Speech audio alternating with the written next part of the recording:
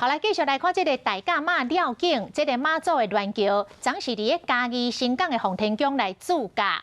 早起一透早，伫这个奉天宫来举办着祝寿的大典，这个跪拜的信众是有够多哦，场面是真大场。有这个少年人特别为外县市来参加祝寿的典礼，啊，这个新港奉天宫附近的店家，营业的时间拢改做24小时，欢喜来迎接着大甲妈甲信众到位。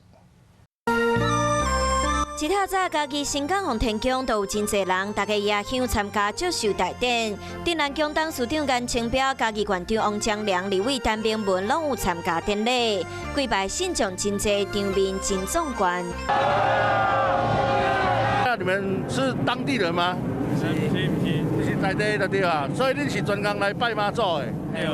现场嘛有不少少年人来行大甲妈来新港奉天宫参加典礼，规条路拢是信众，在地店家规起来休困来迎接大甲妈和香客。对，都整晚都没有打烊，都没打烊，开到现在哦。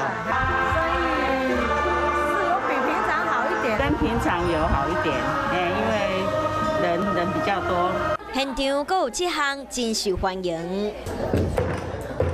祝寿大典结束了后，拜过猪肉，直接跟到边的灯台，灯头前嘛有真侪人排队要来买。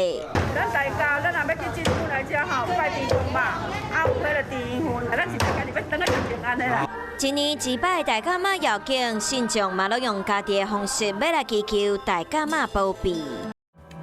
生生不息，宏观视野，我是申宏。想要看体育新闻，就要赶快看华视新闻，赶快按赞、分享、开启小铃铛哦。